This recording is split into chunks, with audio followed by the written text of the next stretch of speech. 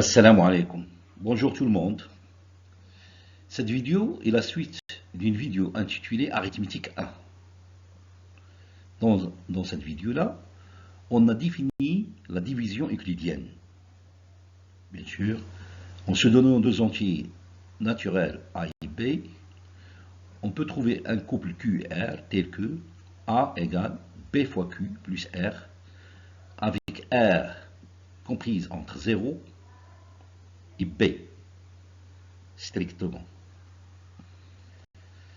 En se basant sur cette notion, on va introduire deux concepts majeurs: congruence et calcul, puis le PGDC de deux entiers, sans oublier l'algorithme d'Euclide, qui nous aide à déterminer le PGDC et à résoudre les équations de la forme AX plus BY égale à C.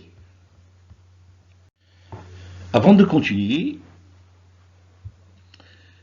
j'aimerais bien souligner que la notion de congruence est issue de la notion de la division euclidienne, qui va nous permettre à répondre à certaines situations non routinières. Par exemple, comment trouver le reste de la division de 2020 à la puissance 2021 par 3. Dans la suite, et après avoir introduit les différentes propriétés de la congruence, on peut répondre à ce problème.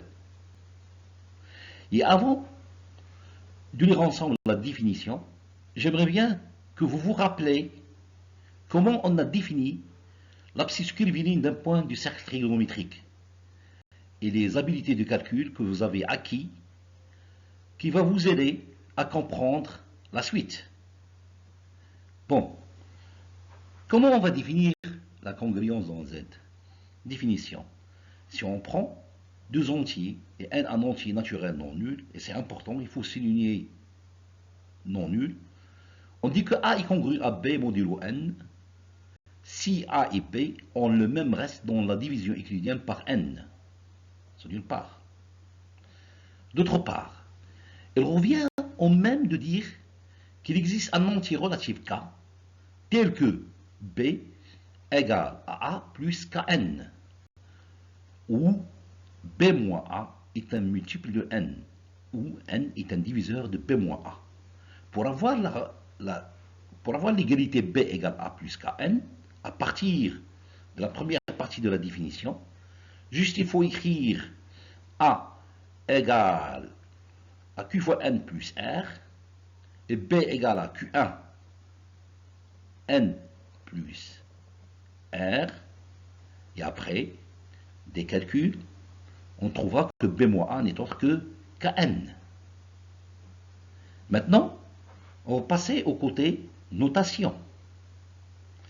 A est congru à B modulo n, se note au choix. A 3 barres B modulo n, bien A est congru à B modulo n, ou A 3 barres B crochet n, ou il faut se contenter d'écrire A 3 barres B mod n. Ces écritures nous définissent la congruence entre A et B modulo n. Exemple, si on prend 86 et 23, ils ont comme reste 2 dans la division euclidienne par 7.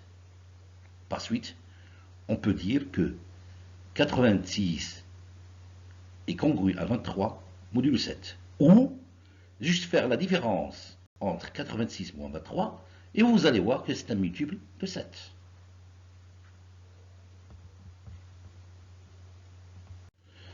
Après avoir éclairci la définition par un exemple, on va énoncer le théorème suivant, formé par trois propriétés importantes. En considérant A, B, C et R comme des entiers, et n un entier naturel non nul. La première propriété, c'est une équivalence. A est congru à B modulo n, si et seulement si A moins B est un multiple de n. Pour l'implication directe, elle est déduite à partir de la définition. C'est-à-dire, certes, A moins B est un multiple de n. Maintenant, pour l'implication réciproque, si on a A moins B est un multiple de n, est-ce que A est congru à B modulo n? C'est-à-dire, est-ce que A et B, ils ont le même reste à partir de la division par n? Maintenant, A moins B est un multiple de n. Veut dire qu'il existe un cas appartenant à n, ou bien à z, tel que la différence A moins B égale à K fois n. Cela veut dire que A égale à B plus Kn. On va distinguer deux cas. Si B est inférieur à n, on a le résultat directement. Car à ce moment-là, B représente le reste de la division de A par n, et B n'est autre que le reste de la division de B par n. Donc ils ont le même reste. Deuxième cas, si B est supérieur à n, maintenant on va effectuer une division euclidienne par n. On trouve que B égale à Q1 n plus R, avec Q1 un entier et R inférieur à n. Si on remplace dans l'égalité A égale à B plus Kn, on va trouver que A n'est autre que Q plus Q1 facteur de n plus R avec R inférieur à n. D'après la définition de la division euclidienne, R représente le reste de A par n.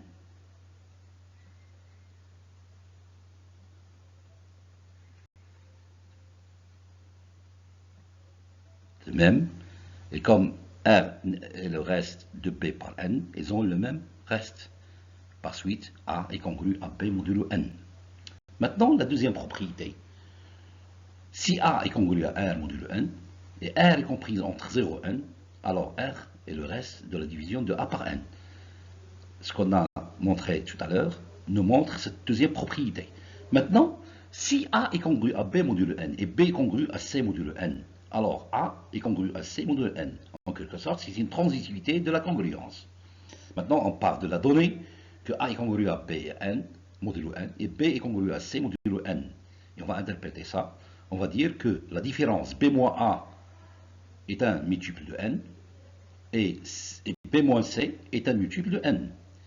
Et si je fais la somme, j'aurai A moins B plus B moins C modulo est un multiple de n. Ce qui fait, ce qu'on trouve, c'est A moins C est un multiple de n. D'où A est congru à C modulo n. Après la propriété qu'on a vue tout à l'heure, on va énoncer la relation existante entre les congruences et les opérations. Tout en considérant tout le temps des entiers A, B, C et T, et un entier naturel non nul. On va voir la première relation. C'est une implication directe. Si A est congru à B modulo n, alors A fois C est congru à BC modulo n. Bon, maintenant, on va partir de la donnée que A est congru à B modulo n. On va faire la différence entre BC et AC. On trouvera que BC moins AC égale à B à C facteur de B moins A. Or, B moins A est un multiple de n. On peut le remplacer par Kn. Donc on va trouver BC moins AC égale à C Q fois n. Donc ça se voit que BC moins AC est un multiple de n. Par suite, AC est congru à BC modulo n.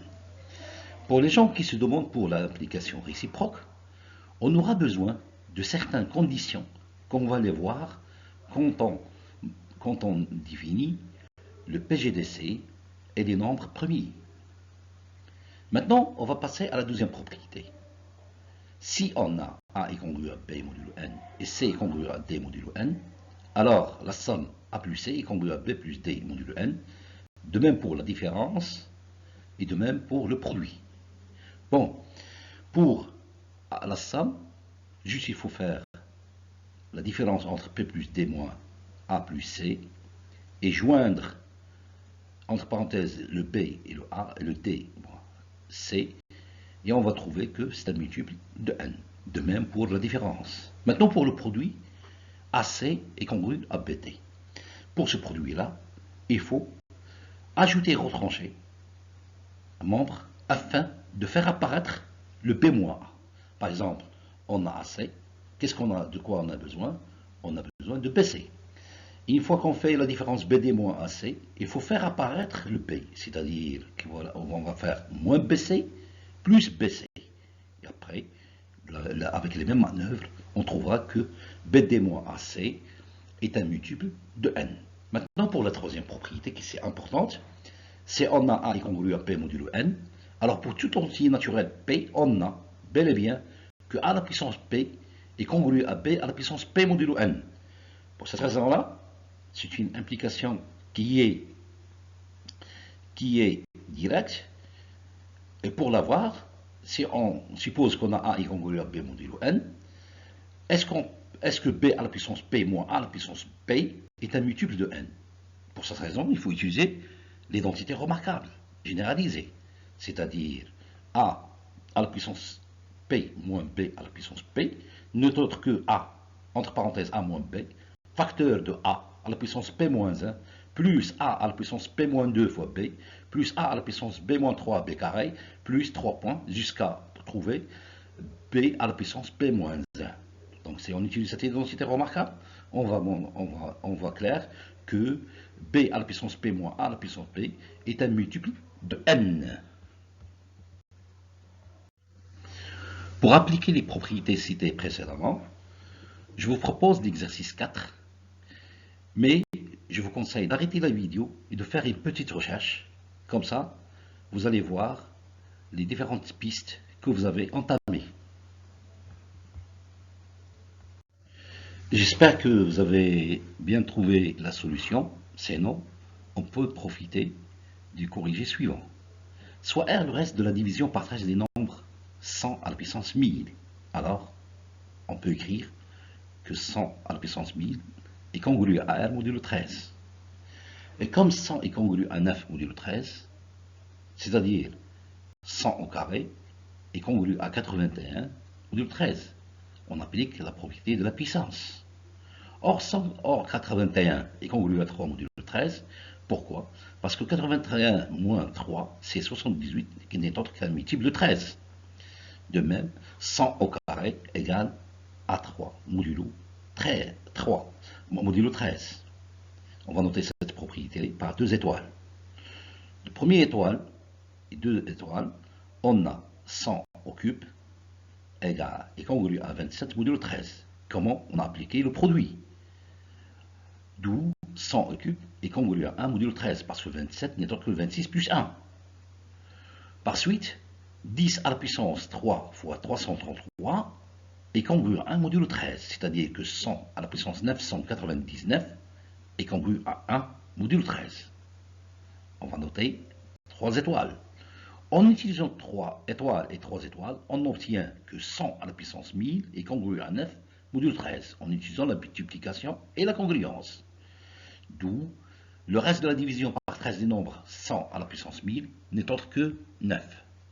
J'espère que vous avez bien saisi le processus, et ainsi je vous invite à répondre à la question qu'on a posée au début de la vidéo.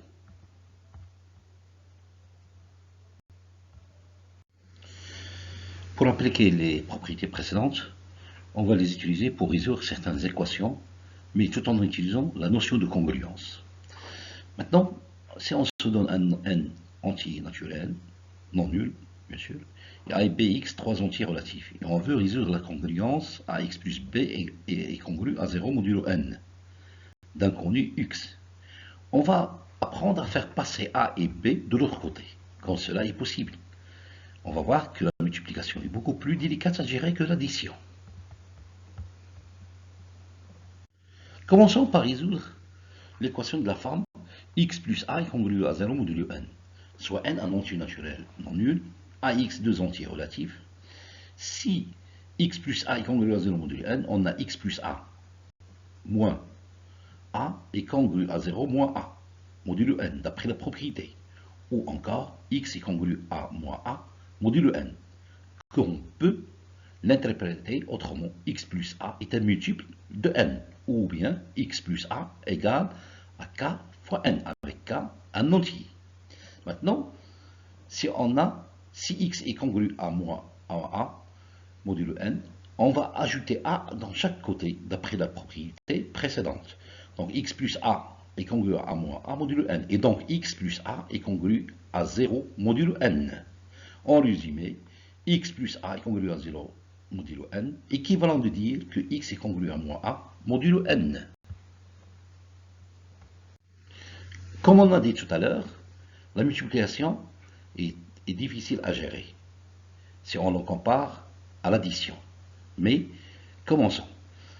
Pour résoudre l'équation ax est congru à b modulo n avec a et b connus, et x est la variable, soit n un entier naturel a et b, et x 3 ans a et b, soit n un entier naturel non nul, et a, b, x 3 entiers relatifs. Supposons qu'il existe un entier relatif a' tel que a fois a' est congru à a modulo n. On va dire que a est inversible modulo n. Alors on peut écrire, si ax est congru à b modulo n, on va multiplier par a' de chaque côté. Donc a' x est congru à b a' modulo n. Ou encore 1 fois x est congru à b fois a'. Ou enfin x est congru à b a' modulo n. Maintenant la réciproque, si x égale à b a'. Alors ax égale à, on va multiplier par a, on trouve ax égale à b a a'. Ou encore ax est congru à b fois 1, donc ax est congru à b modulo n. En résumé, on a bel et bien l'équivalence, mais la condition sine qua non, a fois a' est congru à a modulo n. Bon, pour étudier les propriétés précédentes, on va proposer l'exercice suivant. Résoudons z la congruence de x plus 5 est congrue à 0 modulo 7. Je vous conseille d'arrêter la vidéo et de faire une petite recherche.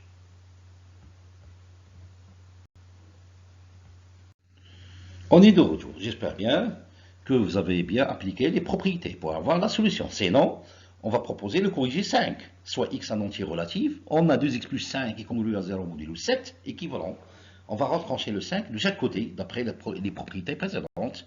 Donc on aura 2x est congru à moins 5 modulo 7. Maintenant, il faut chercher un nombre qu'il faut le multiplier par 2 pour avoir 1 modulo 7.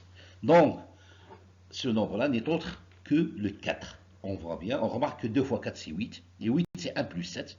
Donc je peux dire que 1 est le reste de la division de 8 par 7. Par suite, je peux dire que 8 est congru à 1 modulo 7. Donc 2 fois 4 est congru à 1 modulo 7. Ainsi, je vais multiplier chaque côté de l'équation par 4 et j'aurai enfin x est congru à moins 20 modulo 7. Comme moins 20 est congru à 1 modulo 7, car moins 20 moins 1 c'est moins 21, n'est donc que moins 3 fois 7. Donc la différence, c'est un multiple de 7. Donc je peux y dire que x est congru à 1 modulo 7. D'où les entiers relatifs x tels que 2x plus 5 est congru à 0 modulo 7 sont les entiers relatifs de la forme 1 plus 7k où k est un entier relatif.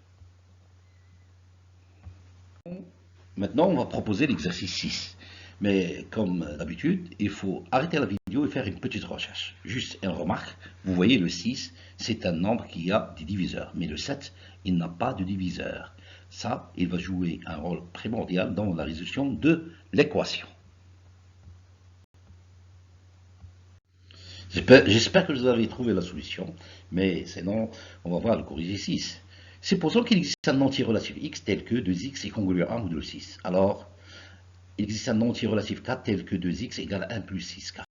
C'est-à-dire que 1 plus 2 fois 3k. On voit bien que le premier membre, le membre de gauche de cette égalité est un entier pair et le membre de droite est un entier impair. Ceci est impossible et donc la congruence, ou bien l'équation 2x est congrue à 1 modulo 6, n'a pas de solution dans Z. Maintenant, on va passer à la deuxième partie de la vidéo, intitulée BGCD et PPCM. Bon, pour la définition, l'ensemble des diviseurs communs à A et B admet un plus grand élément noté BGCD de A, parenthèse A virgule B ou A chapeau B. À titre d'exemple, si on prend 9 et 15, on voit que les diviseurs de 9 c'est plus ou moins 1, plus ou moins 3, plus ou moins 9. Les diviseurs de 15 c'est plus ou moins 1, plus ou moins 3, plus ou moins 5, plus ou moins 15. L'ensemble des diviseurs communs n'est autre que plus ou moins 1 et plus ou moins 3. Donc 3, c'est le PGCD de 9 et 15. Notez bien que le PGCD est tout le temps un nombre entier positif. Maintenant, pour le PPCM, l'ensemble des multiples communs A et B admet un plus petit élément noté PPCM à B ou A chapeau à l'envers B. De la même façon comme on a défini le PGCD. Maintenant, on désigne par NZ l'ensemble des multiples de N dans Z. Maintenant, on va voir les propriétés des PGCD. J'ai oublié de vous dire, qu'est-ce que ça veut dire PGCD? C'est le plus grand commun diviseur. Maintenant, soit A, B, R des entiers non nuls, notant le PGCD de AB est tout le temps supérieur ou égal à 1. Dans le cas O égale à 1, on va dire que les deux entiers A et B sont promis entre eux. Deuxièmement, le PGCD de AB n'est autre que le PGCD de BA. Troisièmement, le PGCD de AA n'est autre que la valeur absolue de A. Quatrièmement, le PGCD de AB n'est autre que le PGCD moins A. B n'est autre que le PGCD de A et moins B. Cinquièmement, si B divise A, alors ça saute aux yeux, le PGCD de AB n'est autre que la valeur absolue de B. Et la sixième propriété, elle est très importante.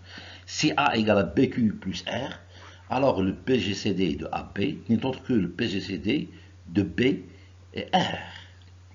Et cette propriété, elle est très importante pour déterminer ou définir l'algorithme d'Euclide. Pour l'avoir, pour sa démonstration, c'est très simple. Donc il faut poser BGCD de AB c'est D et le PGCD de BR c'est D'. Il faut montrer que D divise D' et que D' divise D, et on va voir que D égale à D', tout en utilisant que si un nombre divise deux nombres, alors il divise la combinaison linéaire de ces deux nombres-là. Dans ce paragraphe, on va voir un principe très important intitulé Principe de l'algorithme d'Euclide pour calculer le PGCD. Bon, ça nous aide à déterminer le PGCD de deux entiers naturels. Si on a deux entiers naturels A et B, tel que B ne divise pas, par exemple, si B divise A, alors le PGCD de B et A n'est autre que B, comme on a vu tout à l'heure. Alors le PGCD de AB est le dernier reste non nul de la suite des divisions de l'algorithme d'Euclide. Si R1, R2, Rn est la suite des restes non nuls, et si on note Rn le dernier reste non nul dans cet algorithme, on a le PGCD de AB n'est autre que le PGCD de BR1, n'est autre que le PGCD de R1, R2, ainsi de suite jusqu'à le PGCD de Rn-1 Rn. À certains moments, on va trouver le Rn. C'est le dernier reste non nul. Bon, pour éclaircir ceci, on va faire une petite illustration. Arrêtez la vidéo et essayez de faire cet exercice 7 pour trouver le PGCD de 8820 et 3150. Pour les gens qui n'ont pas trouvé la solution, on va donner le corrigé 7. L'algorithme d'Euclide appliqué à 8820 et 3150 s'écrit. D'abord, on va faire la division euclidienne de 8820 par 3150. On trouve 8820 égale 2 fois 3150 plus 2520. Maintenant, on va prendre les deux nombres coloriés en jaune, 3150 et 2520. Et on va faire la division de 3150 par 2520. On trouvera 3150 égale à 1 fois 2520 plus 630. Maintenant, on va prendre 2520 et 630. Et on va faire la division. On trouvera 2520 égale 4 fois 630 plus 0. Donc on voit bien, le dernier reste non nul n'est autre que 630. Ainsi, le PGCD de 8820 et 3150 n'est autre que 630. suivante. J'espère que vous avez bien saisi l'algorithme d'Euclide.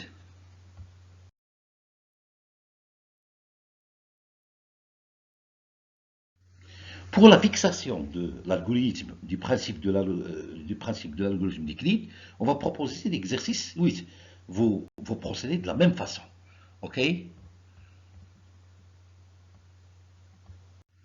Comme on a fait tout à l'heure, on va faire les divisions successives. D'abord, on commence par la division de 12 642 par 2382. On trouve 12 642 égale à 5 fois 2382 plus 732. Et ainsi, je vais faire la division de 2382 par 732.